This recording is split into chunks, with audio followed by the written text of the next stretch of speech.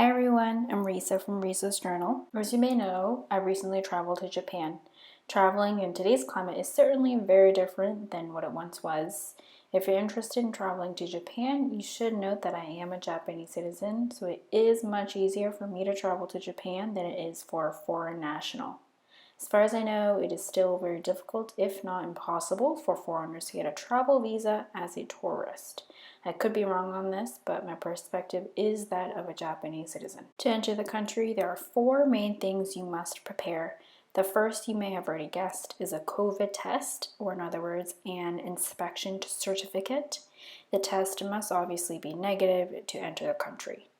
This test must be conducted no more than 72 hours before departure.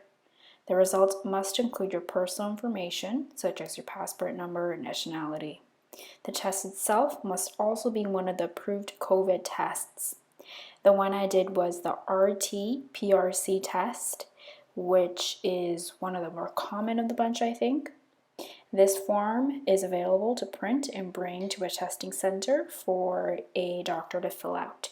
It's not necessary to use this form as long as your inspection certificate has all the necessary information. But it may be easier to use this form to have the peace of mind that you have all the necessary information. The next thing to do is to complete a questionnaire. You can fill this out when you land, but that may extend your test results. It's better to fill it all out beforehand. It will ask you for your arrival date, flight information, regions you stayed at prior to your departure, your health status, and so on.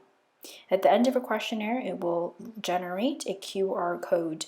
This QR code is super important. Save a screenshot of it on your phone because you will be asked to scan your QR code at some point. The third is a smartphone with certain apps downloaded. If you do not have a smartphone, they do ask you to rent one at the airport to use for the 14 days of mandatory quarantine after arrival. The first app is called Overseas Entrance Locator, which is a location app to track your quarantine location.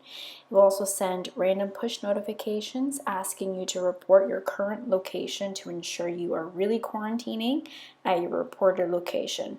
It's not a great app and many people have trouble hearing notification sounds. The times they sent me notifications so far, it happened to be on my phone. Otherwise, I really wouldn't be able to report my location right away because I wouldn't have heard the notification. The next app is My SOS, a video calling app. The Health Monitoring Center will call randomly. You will have to pick up with the video and will be asked if you are currently at your reported place of quarantine. It's a super short video call, less than a minute long. They also do another kind of call where you have to line your face up with the lines shown on the screen for about 30 seconds, and that helps confirm you're in your reported quarantine location. The next app is a contact tracing app. If you are tested positive, you can report it here. If someone near you has been tested positive, you can also check it here in this app. Next app is one that is typically already pre-installed in your phone. In Android phones, it might be Google Maps. I'm not an iPhone user, so I don't know what it would be called on an iPhone, but it has to be some sort of location app. The last app can be Skype or WhatsApp. In other forms, actually the next one I'll discuss, you'll have to report your email that's associated with your Skype or your phone number associated with your WhatsApp. You'll have to be able to call with that number in Japan. The fourth and last thing is a written pledge that must be signed. You will be handed this form along with your customs slip on the plane. It talks about several things like needing to quarantine for 14 days at a hotel or a private residence. You can't take public transportation from the airport to your quarantine location and for the next 14 days of your quarantine. It talks about how you receive an email every day you'll have to respond to. There's a link inside the email that you open. It's just 2 questions about whether or not you're running a fever or if anyone you live with has certain symptoms. And lastly, it advises proper hand washing, mask wearing, and social distancing to prevent the spread of COVID-19. Alright, so with all that set, we can now head to the airport. I wasn't able to vlog much of the experience. In some rooms, I actually wasn't able to take pictures or videos. I was asked to show a COVID test at check-in, and I wasn't asked again in Japan. Security was surprisingly really lax, There were very few people on my flight. There was no one behind me or in front of me, just a few people diagonally from me, multiple seats away. Each row had at most one person. To no surprise, I was required to wear a mask at all times. There are two airports in Tokyo, Haneda and Narita. Haneda is closer to the heart of Tokyo. After arriving at the Narita airport in Tokyo, I was asked to sit in this hallway turned waiting room where several airport workers walked around to ensure that all of our forms were filled out correctly. When the group of 4 of us cleared out, we went into a line where people wearing neon yellow vests with the words quarantine on the back checked a written pledge. I wasn't allowed to film here. Next, I went to get COVID tested. They stuck a barcode sticker to the back of my passport with a corresponding number. This number corresponds with a COVID test and will be an identifier later. The test itself was a saliva test. There were pods separated by white walls to safely take off your mask and spit into a funnel attached to a testing tube. There was a mini TV in the pod where it gave step-by-step instructions on how to do the test. There was a black line on the tube you had to spit to. I then went into a room where an airport worker checked my phone to make sure I had downloaded all the right apps.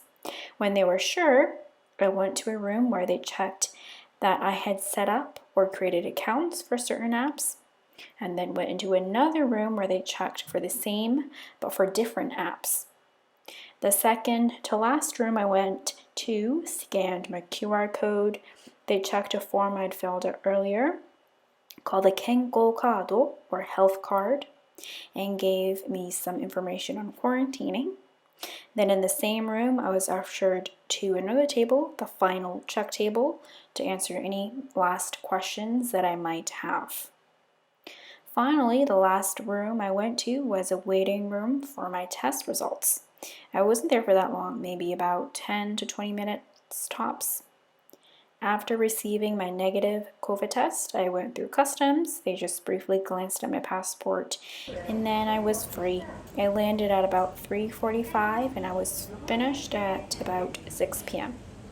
Heard that it used to take 6 hours for people, but now the process has really become a lot more efficient. Since I couldn't take public transportation, I hired a car. I used Near Me Smart Shuttle, and I highly recommend it. I reserved a time much later than I needed to, just to be on the safe side. So I called to see if they could pick me up earlier. They sent me a driver right away. The price was also very reasonable. It was less than 70 USD. If you know the taxi prices around here in Tokyo, you'll know that that's really, really good. I live a couple of stops away from Shibuya, from the Yamanote line, for reference. On the day of upload, I am currently on day 3 of 14 mandatory days of quarantine. So that's what it's like right now, traveling into Japan. The situation is always changing, but this is just what it's like now. I hope that this was helpful or was just interesting to see what it's like to travel to a country that perhaps has a tighter grip.